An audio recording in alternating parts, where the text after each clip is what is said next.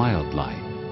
They're as much a part of America's heritage as her majestic mountains, cathedral-like forests, crystalline rivers, and rolling seas of prairie grass. And for more than 100 years, America has celebrated and protected that wildlife heritage in a system unequaled in all the world: the National Wildlife Refuge System. That system, managed by the U.S. Fish and Wildlife Service, contains more than 540 refuges, spanning some 95 million acres.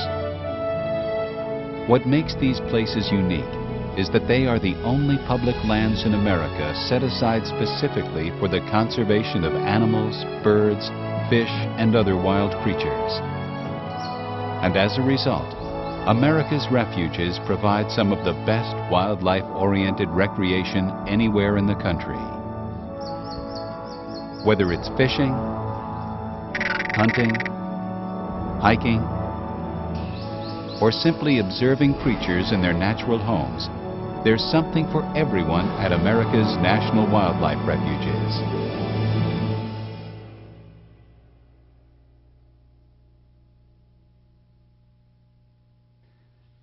The National Wildlife Refuge System came into being at the dawn of the 20th century, as Americans sought to safeguard the nation's wildlife bounty.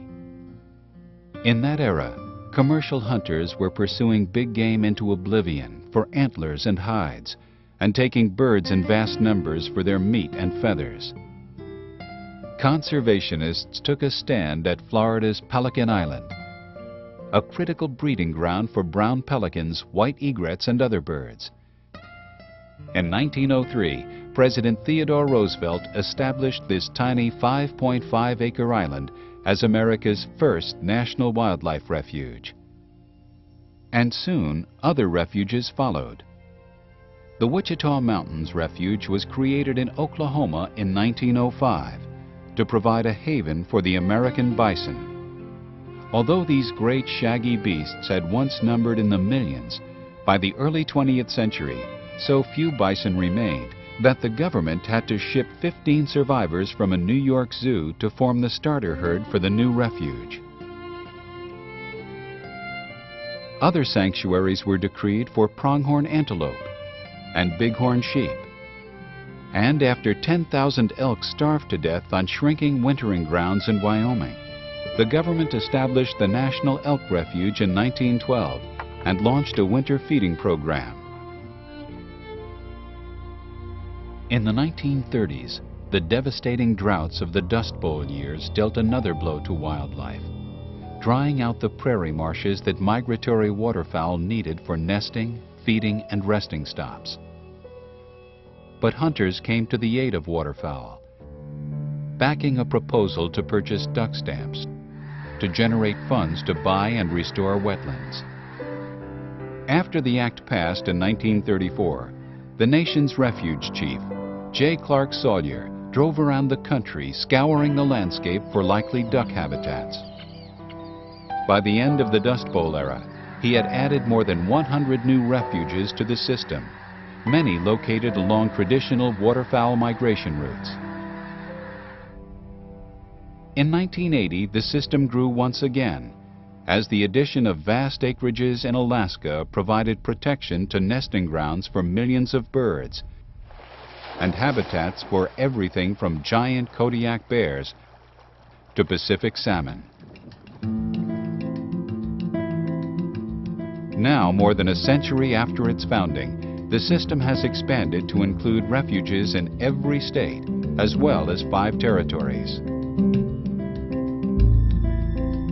And the system takes in virtually every type of habitat in the nation, from the rainforest to the desert, and from the tundra to the tropics. These refuges provide places to rest and reproduce for literally hundreds of species of birds, mammals, fish, reptiles, and other creatures. Included in that tally are 250 threatened and endangered species, creatures that might not survive, but for the presence of these protected lands.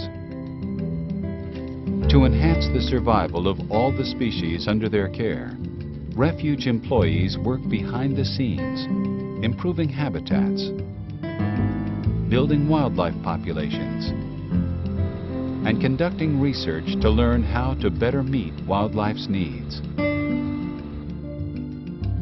In this way, the refuge system is helping to ensure that the complex webs of life, woven over many thousands of years, remain intact for future generations.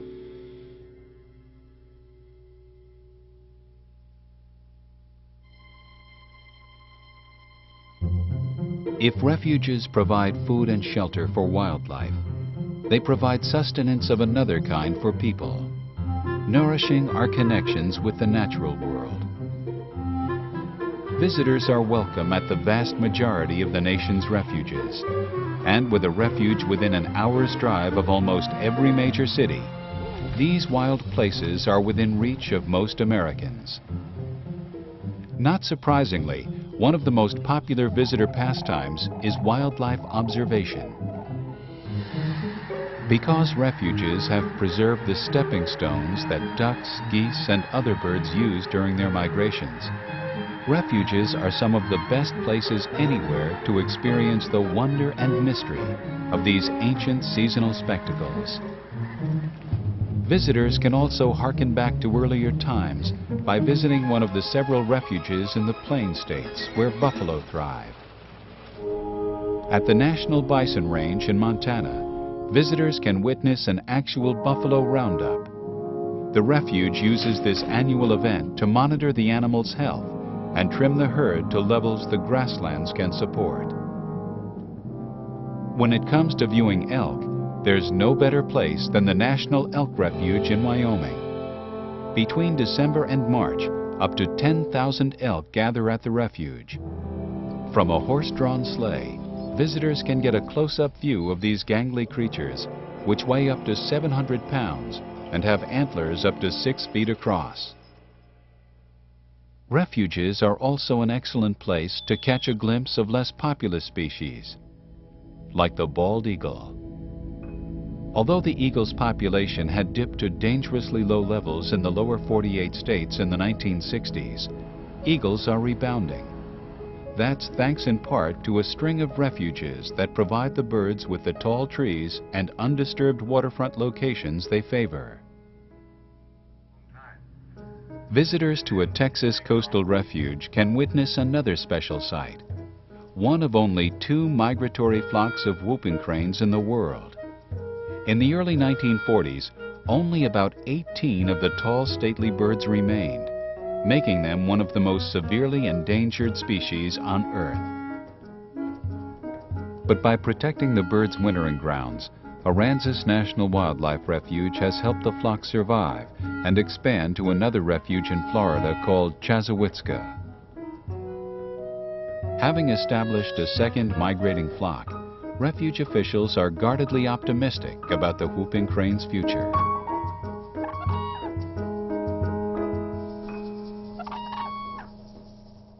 In addition to wildlife viewing, refuges are rich with other recreational possibilities.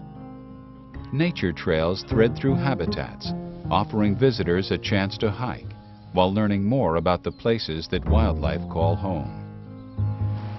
And the lakes, streams, and rivers included within refuge boundaries provide peaceful fishing on pristine waters, plus the chance to see wildlife from a different perspective. In addition, hunters are welcome at more than 300 refuges, where conservation efforts have yielded abundant populations of certain bird and big game species. And for everyone, refuges offer opportunities to learn more about the natural world through interpretive talks and hikes, or through environmental education programs.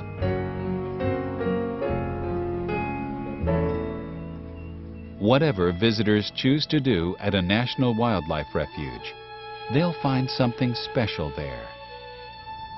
A respite, a chance to rejuvenate the spirit, and a reminder of the wisdom of cherishing our nation's proud wildlife heritage.